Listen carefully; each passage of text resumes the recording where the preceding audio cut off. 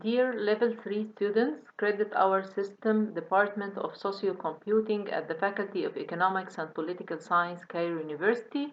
Welcome back to our course named Social Network Analysis.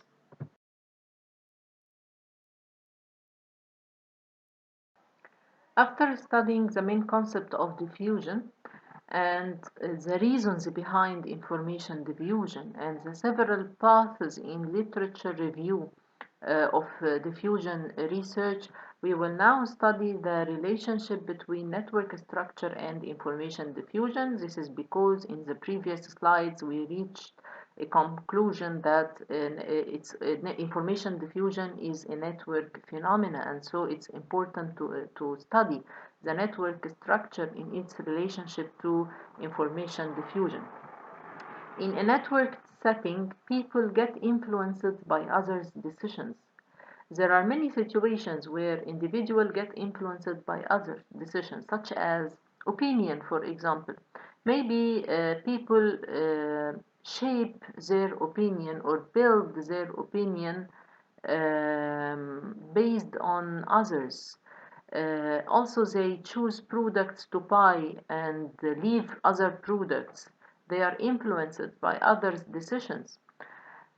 Other examples include political ideology, for example, and technologies in use, and so on.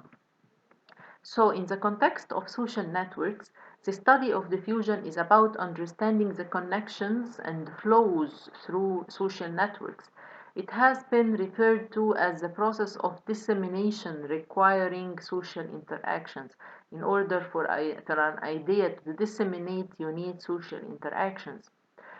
Research has shown that network structure can support the diffusion of knowledge as well, not only ideas and information. And there is some empirical evidences that network structures either facilitate knowledge diffusion or prohibit knowledge diffusion. For example, it has been shown that one of the best network structures for diffusion is what we call a small world network.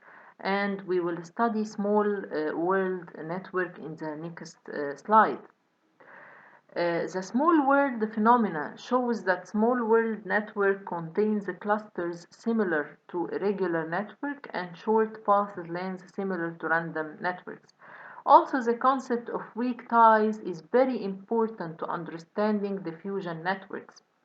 In terms of diffusion, weak ties control information flow between or through the network and thus indicate bridging activity. This bridging between clusters of strong ties promotes the spread of new knowledge. So, the following two theories or two concepts, the small network or small world network and the strength of weak ties, both of them are very influential theories in the study of information diffusion or the diffusion of knowledge. In order to accelerate the diffusion of knowledge, you need specific network structures. This network structure includes both the small world network and the existence of weak ties, which are very influential in controlling the information flow throughout the network. And so we will discuss both theories in the following slides. So, what do we mean by small world networks? But I want to remind you first what is the concept, what the meaning of network. I know you know, but we have to remind ourselves again. A network consists of nodes connected by edges. And also we studied in previous lectures the concept of a path in a network, which is the sequence of alternating nodes and edges that start from a specific node, and this node we call starter, and ends with another node which is our target, for example. So in order to move from a starter node to a target node, we have to pass by a certain path. And this certain path includes many nodes and edges between the source or the starter node and the target node.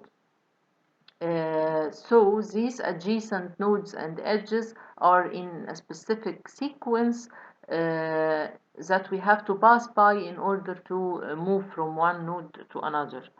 Nodes or edges can appear multiple times in the same path, and the number of edges in a path is the length of a path, and also we studied the path length. If a graph is connected, then, or if a network is connected, and also we studied the connectedness of networks in previous lectures. So if a network is connected, which means that the overall network is composed of just one giant component, then any node can be reached via a finite length path starting from one node to another. If the overall network is totally connected, or it's not disconnected, it's not divided into several components, if the network is constituted of just one giant component, then you can reach any node from any other node because the overall network is connected. But the concept here is how you will reach this node or this starting node or this target node from a starting node. In order to reach it, you will have many alternative paths or many alternative ways. And the path length here is a very important concept because the path length means the number of steps or the number of edges you will pass by in order to move from a starting node to reach a target node. So, why do we study path length? Because there is another very important concept which is the geodesic path. What's the meaning of geodesic path? Geodesic path is the shortest path between a pair of nodes. So, if you can reach node 10 from node 1 by three different paths, the shortest path or the path with the shortest length is called the geodesic path, and there can be more than one such path for sure. So between any pair of nodes, one can calculate the geodesic distance, which is given by the minimum number of edges that must be traversed in order to travel from the starting node to the destination or the target node. The number of edges in a path is the length of the path, as we said, and the distance from one or the geodesic distance from one node to another is the minimum number of edges or the minimum path length of many paths relating these two nodes or two actors together. I will give you an example on distance. If I have a friend, if I have a direct friend in a friendship network, so the distance from me to this friend is just one, because I can reach this friend using just one edge because this friend is my friend. So in a friendship network, I will be connected to any person X if X is my friend. So if X is my friend, then I will be directly connected to X, then the distance from me to X is just 1. So the geodesic distance is 1 because it is the minimum path length between me and this friend.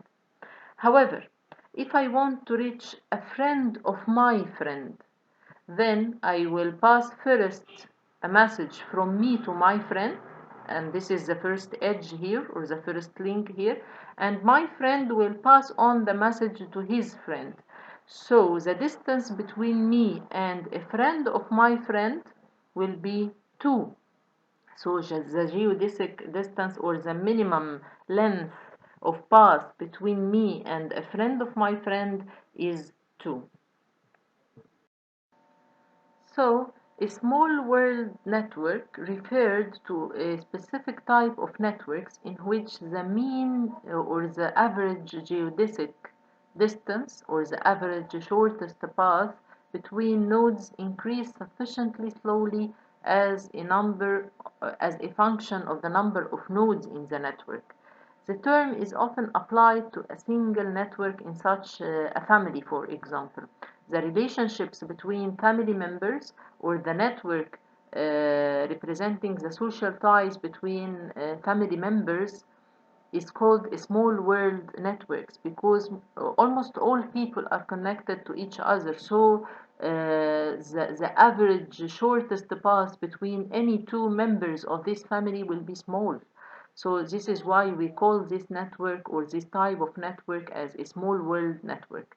The first significant empirical study of small world phenomena was undertaken by the social psychologist Stanley Milgram in 1960s. Milgram made like an experiment, which is very interesting experiment, as you see in the figure in the slide. Milgram asked 296 randomly chosen individuals, and these individuals will be viewed as starting nodes or starters. He asked these 296 randomly chosen starters to try forwarding a letter or a message to a designated target. So if we have the starter node is a person at the right hand side of the map in front of you, which is the person highlighted in green, and the target person is the person at the left hand side of the map, which is the person highlighted in pink. So Milgram asked 296 randomly chosen starters, or people highlighted in green, to try to forward a letter or a message to this target person, which is the person highlighted in pink or in red. This person is living in the town of Sharon, a suburb of Boston, and he is a stockbroker. The target's name, address, occupation, and some personal information was also provided to each of these starter individuals. However, the participants could not mail the letter directly to the target. Rather, each participant could only advance the letter or the message by forwarding it to a single acquaintance that he or she know on a first name basis, with the goal of reaching the target as rapidly as possible. The results of this experiment showed that only 1/3 of the letters arrived at the target, and those letters who arrived, or that arrived in a median of 6 steps. And as we said, if a message needs to be transferred from one person to another, took 6 steps, this means that the path length is equal to 6. So this has served as a basic experimental evidence for the existence of short paths. Although only 1/3 of letters arrived the target, but the letters that arrived the target took only 6 steps. So the shortest path in this network, the average shortest path in this network was 6, or the average geodesic distance is 6 steps only. So this has seen as serving as a basic experimental evidence for the existence of shortest paths in global friendship network, linking all or almost all of us together in a society. There are two important facts here in Milgram experiment. The first fact is that short paths, or the shortest paths, do really exist in abundance in social networks, or in real social networks. As the experiment stated, that it's like a friendship network. So even in friendship network, even in networks with people who are friends, shortest paths do exist. The second fact, or the second important fact behind the Milgram's experiment, is that people act usually without any sort of global map of the network. The 1/3 of letters that reached the target node These letters started from individual nodes who are starters who don't know or view the global map of the network. They effectively and collectively find their short passes. They just search for the nearest person who could be near to this person whom I am targeting. So people usually try effectively and collectively find shortest paths without global control or without global information or without view of the global structure of the network. Although Milgram's experiment was one of the most influential and pioneering work in what we call today as small world networks, but also the best known family of small world networks was formulated by Duncan Watts and Stephen Strudgatz in seminal paper published in 1998, and this paper helped network science to become a more popular medium of expression for numerous physicists, mathematicians, computer scientists, and social scientists. As you see in the figure here inside the slide, we have three types of networks. At the left hand side, this is a very regular network. Regular networks means that we don't have probabilities here or we don't have any stochastic element. In regular networks, each node in the network is connected to three or four other nodes. So the network shape will be like the one at the left hand side of the photo or of the image. However, small world network, which is in the middle, it says that we will release one condition of the conditions of regular networks. For example, instead of being connected or instead of a node being connected to each other or all nodes being connected to each other in the same pattern and in the same number of edges, we will create like random links between some nodes with probability, for example, 0.15, as you see in the image. So the network at the left hand side, p equals 0, it means that the probability of random interactions between these nodes is 0.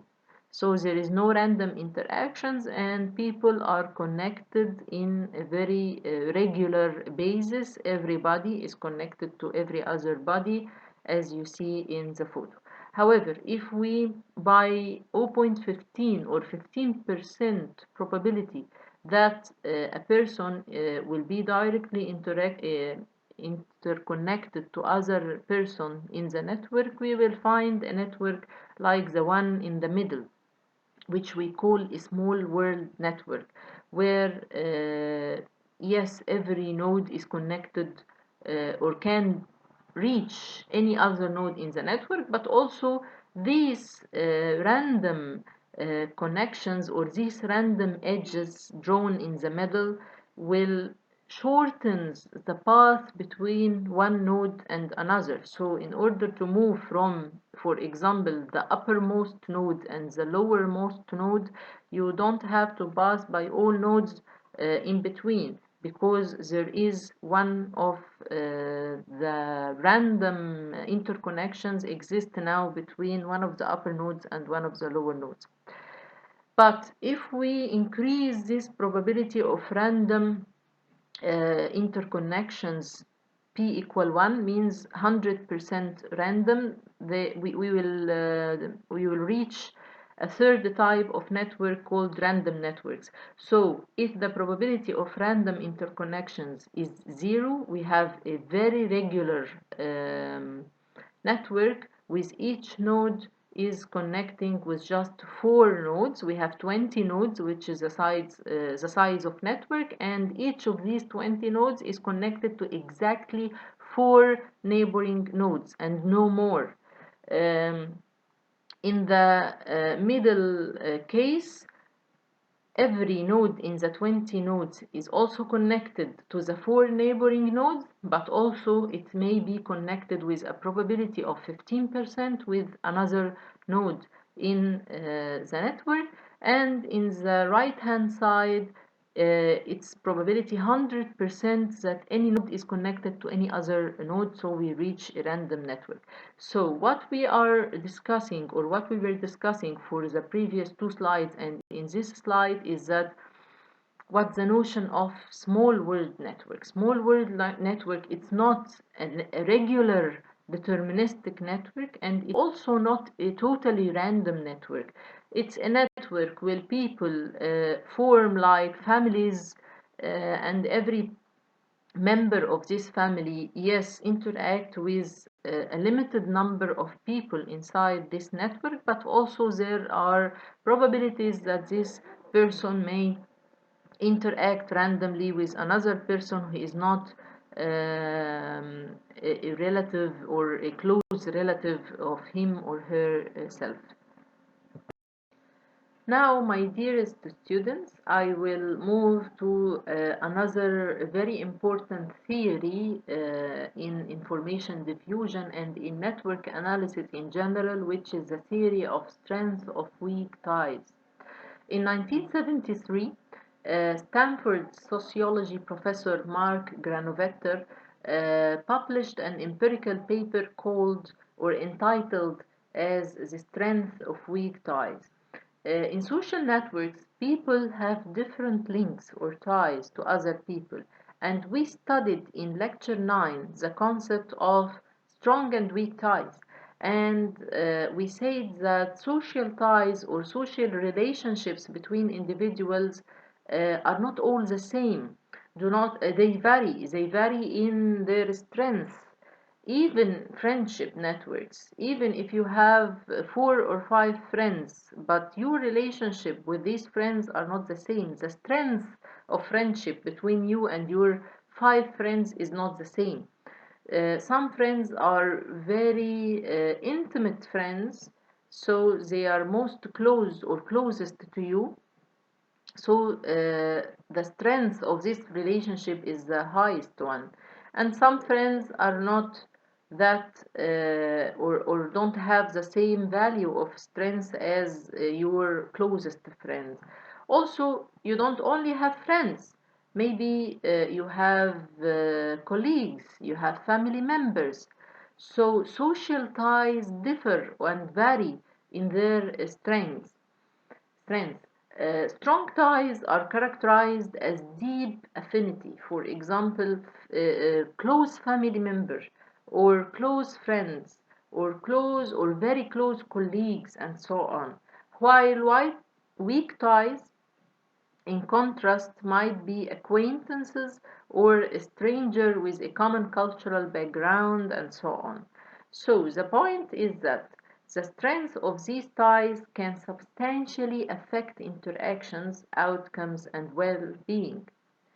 But what about diffusion? What about information diffusion? What about the concept of strong ties and weak ties in information diffusion? I want to ask you now a question.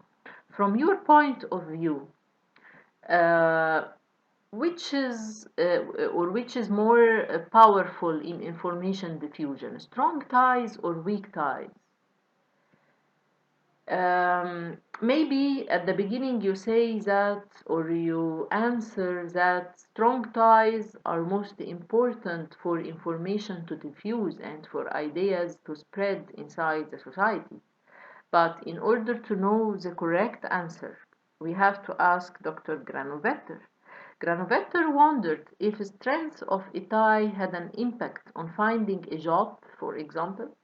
His insight was that within a network of strong ties, people with weak ties outside the core networks are bridges to other networks, and we also studied the concept of bridges. Those bridges have access to new and unique information like job openings, for example, or call for jobs, or call for new jobs. So people who act as bridges or people with weak ties inside a network have access to newer and more unique information relative to other members of the network with only strong ties. So Granovetter showed that people with weak ties not only find jobs that the rest of the tight network cannot see, but those jobs come with higher compensation and satisfaction. That is especially true for higher educated workers, for example, like engineers or doctors and so on. In the shape that you see here inside the slide, you see what we call an ego network. What's the meaning of ego network? Ego network means my network or the network of a person. So if we have a person or an individual at the center of this network, the person in the center of the network is the main owner of the ego network. So this network is the network of this person. So if I am focusing on a specific person, all the interactions he makes with other persons is his ego network. So in this ego network or the network of this person, we have two circles. We have a tight circle, which is the circle in which he has social ties or interactions with the most close people to him, his family member, his best friends, or his closest colleagues, for example. So we have in the strong ties network, we have 1, 2, 3, 4, 5. So this person have 5 strong ties with 5 um, other individuals inside this network. However, this person also have other social ties, but they are not as strong as these 5 ties. He is connected to 1, 2, 3, 4, 5, 6, 7, 8, 9. He is connected to other 9 persons with dashed edges or dashed lines. So the persons with dashed lines are the persons who are in the weak ties circle, or his relationship with these people is not as strong as his relationship with the strong ties network or the people who are closest to him. But now, maybe one person, as you see in the figure, maybe one person of your weak ties or of your weak ties network is connected strongly to another network. And this is why his relation to me or to this person is not strong, because this person is a member in another strong tie network. So this person act like a bridge or act like a gatekeeper, as we discussed before. This person, yes, he is in a weak tie with me, but due to my social tie with this person can give me information or transfer some of the information from the other network to me. So without this person, I will never know what is going on in the other network or in the network of this person. So if I stressed only on people with whom I have strong ties, I will never know anything outside this network. However, if you want information to diffuse faster, you need to have ties or weak with persons who are from other networks. Now, in order to understand more the theory of the strengths of weak ties, we will listen to Dr. Granovetter himself talk about his theory and his experiment, and I hope you enjoy the following video inside this presentation.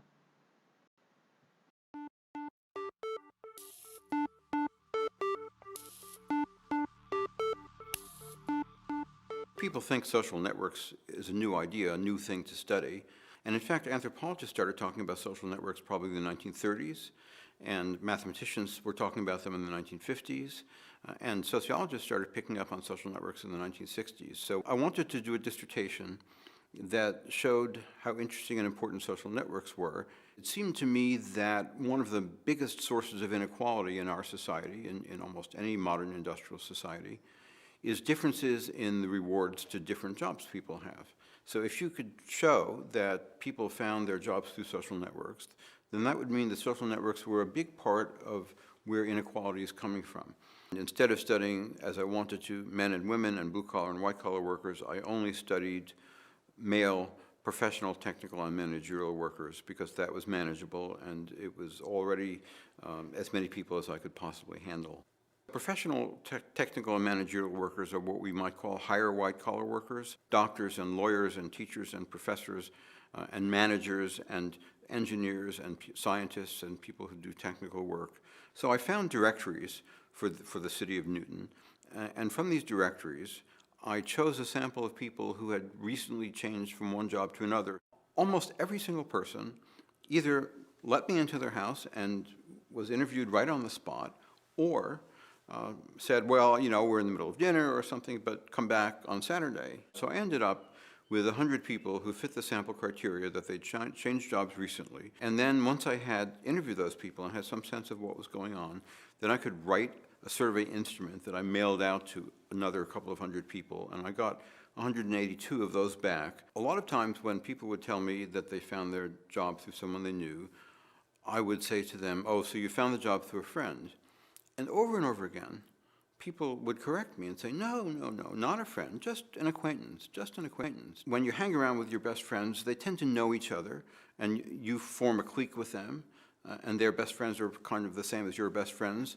So if you want new information, if you want to be clued in on the latest styles or trends or information, then you ought to go to your weak ties, your 7th and 8th best friends. They're in different circles from your circle, and they connect you to those other circles. In a sense, they are your windows on the world. Most of the people who changed jobs in my study were changing them voluntarily. So that almost never happens unless people think the new job is a better job. So if they really wanted information about new jobs, about jobs they weren't going to hear about any other way, they were finding it through acquaintances and not through their close friends. The majority of these workers had found their jobs through personal contacts. It was 56%. And what was really interesting to me was that more than 3/4, just a bit more than 75% of those in the highest income categories had found their jobs through personal contacts. So this effect was much stronger among people who were at the top of the stratification hierarchy. So this meant to me that social networks were particularly important in channeling people into the best jobs that the economy had to offer. It turned out that people who had been in one job for a very long time, in a place where other people had been in a job for a very long time, had a lot of trouble changing jobs when they had to, because they just didn't know people in other companies. People, on the other hand, at the bottom end, who would change their job every few months, they weren't in those jobs long enough to really make contacts that mattered. The people whose average job tenures was 2 to 5 years were more likely to find new jobs through weak ties than people whose average job tenure was very long or very short. Employers prefer to hire through social networks. They trust the information better about people that they're going to hire, and that's why they go through current employees. People use the internet for job searches. We have LinkedIn. We have all kinds of services, and so people may wonder, how can any of this still be relevant? People will still continue to trust people they know better to find out about places they might work and about employees they might hire than they will some impersonal source that is online. But one of the consequences of that is that if there is a group that has very poor representation in an occupation or in some sector of the labor market, then it's going to be hard for that group to break in. One way that social policy can be efficient, as well as not just effective, but even efficient, is if it makes use of natural social network processes that people are going to engage in anyway. So if white males can use social networks to bring more white males into their firms or into their industries, into their professions, then they have an unfair advantage. Because if there are no such people who are black or Asian or some other ethnic or racial group who are already in the company, then there is a disadvantage there that has nothing to do with qualifications and that just has to do with the history of why those people aren't in there in the first place. Affirmative action can prime the pump by putting a small number, however many people, into that segment of the labor market who are in this underrepresented group. And once those people are there, they can then do what comes naturally to them, which is to bring the people they know into the company in the way that everyone else does.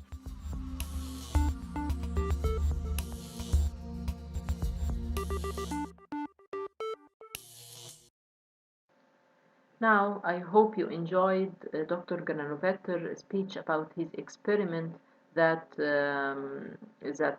was behind his theory of the strength of weak ties. And I also suggest that you try to apply the concepts of weak ties and strong ties and how weak ties are very beneficial. In other examples, Dr. Granovetter studied how to find a job or job seeking and how weak ties were very beneficial in job seeking. But our interest here in the course is not only job seeking. We are interested in information diffusion. So you saw how job seekers find jobs easier because really it's not about just job seeking, because they have a source of information outside their near or close networks. So I want you to reflect on this video and write me on my email your reflections and applications. Maybe you will find other applications rather than job seeking, that these applications will give us an impact about how information diffusion is related to the network structure in general and the strong and weak ties in particular. Now we reached the end of our lecture today, which is lecture 11, and I want to revise or brief what we have discussed today. Today we discussed four main topics. The first topic was the main concept of information diffusion. We studied the main concept of information diffusion, and we said that it's not only the spread of information, but also spread of new innovations, the spread of ideas, the spread of fashion, the spread of trends, and so on. We also studied why do information diffuse, and we say that there are several reasons behind information diffusion, but we stressed three main reasons that were obvious in the literature. People may imitate each other's or adopt the ideas of each other's seeking information. The second reason is that maybe the society itself exerts a social pressure on individual in order to spread the idea or conform to the norms and types of actions that is seen as normal in this society, and whoever do not conform with these types of actions or norms will be seen as a deviant inside this society. So this is another reason why information or ideas diffuse and spread throughout a society. And the third reason is that maybe this idea or this information is beneficial for the interests of the individuals, so individuals seek to diffuse and spread and conform to these ideas because they see that it's their benefit, or it will get them more interests. Then we discussed the diffusion as a network phenomena, and we see that there are two paths in literature in studying information diffusion. The first path is the adoption path, where members of the society adopt the idea of others. And in this case, we see that it's also a network phenomena because nodes are people in a society are like nodes in social network, and without the existence of social networks there will not be any communication, so people will not be able to adopt the ideas of others. And the second path of diffusion research was the network structure path, which says that the network structure has an impact on information diffusion. Maybe some network structures prohibit knowledge diffusion or information diffusion, and other network structures make information diffusion more easy or easier. And finally, we ended the lecture with two very important theories. These theories study the network structure and its relationship to information diffusion. Namely, these theories were small world network, and we studied what the meaning of small world network and how the geodesic distance or the shortest path between nodes in a network structure affects the speed with which information diffuse inside this network, and we studied Milgram experiment as well. And then we ended the lecture with the theory of strength of weak ties for granovetter, and we see how weak ties or bridges inside a social network may help information to diffuse more and help people to reach out for information that is not or that doesn't exist inside the local community. For any further question or for more communication, please don't be hesitated to contact me on my email on the screen now. And you can also view these lectures on my YouTube channel or the YouTube channel of Cairo University as well. So, waiting forward to hear from you soon. Thanks.